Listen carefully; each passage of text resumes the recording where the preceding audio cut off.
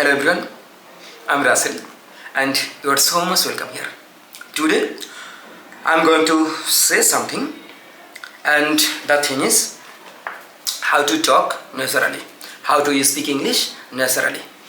So it is obviously an important topic because our target is to talk fluently, to talk naturally, and obviously if you want to talk naturally, if you want to talk fluently, if you want to express your opinion in a very easy way, so obviously you have to take some steps, you have to follow some rules and regulations. So what type of thing you should know about that type of thing? First of all, I want to say you should try to think in English. What does it mean? It means you can try to think everything in English. For instance, you have gone somewhere and you are enjoying the beauty or something like that. So you can think everything in English. For example, you can say, this place is absolutely amazing, and the weather is absolutely fantastic. Sometimes it is rainy, sometimes it is sunny, and a lot of people are visiting that place every day. So I feel so much happy to come here. So you can say these type of things also. So what type of thing you are observing, what type of thing you are seeing or experiencing, so you can do that type of thing in English. I hope you get my point.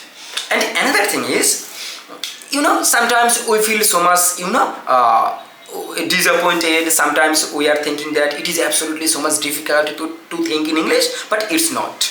In reality, it is absolutely easy. You have to try to practice this type of thing regularly. I hope you will get my point. The next point is, when you are trying to talk naturally, so obviously you should try to expand your vocabulary. So as much as you can. For example, if you know a lot of vocabularies, that means you can express your opinions very easily. You can try to say whatever you like. So I think it makes sense. So that's why you should try to learn different types of vocabularies. So whenever it is possible, you should try to do that. And I hope if you know a lot of vocabularies, so obviously your English will be so much amazing, so much outstanding, and everybody will appreciate you. So that's why the second point is, you should try to expand your vocabulary. And there are a lot of ways, there are a lot of steps to learn these type of things. Everybody, you should try to memorize some vocabulary. And a lot of people are saying, hey, why you are trying to memorize different types of vocabulary? It's not okay. Fine, you don't need this type of thing. So what should you do? You can try to practice this type of thing in your daily life. When you are talking to your friends, when you are writing something, when you are talking in front of your camera or whatever, you can try to practice this type of thing in your daily life. You can try to use that type of thing. I hope when you are practicing this type of vocabulary every day, obviously your English will be so much fascinating, I hope. And the next point is, when you are trying to talk naturally, so obviously you can talk in front of mobile camera or in front of camera, whatever you like. But the thing is, if you practice this type of thing, so obviously you will be able to understand that it's not a very difficult task to talk in front of camera. It's a very easy thing. But if you want to do that, so you have to make a habit to do that type of thing consistently.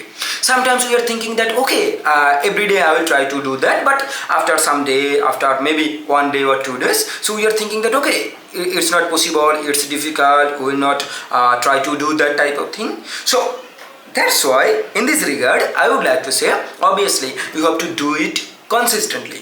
When you are trying to do that type of thing regularly, every day, consistently, persistently, obviously this type of fear will be vanished and you will be able to talk fluently and naturally. And if you want, you can try to re-watch this type of thing, replay this type of thing. I think you get my point.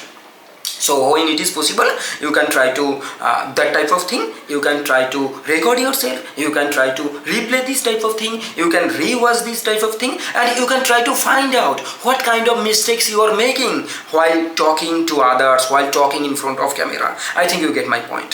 The next point is, you can use different types of easy idioms or phrases. When you are using a lot of phrases, so obviously your English will be so much outstanding, and everybody will notice this type of thing, and they will think that okay, fine, you are an outstanding English speaker.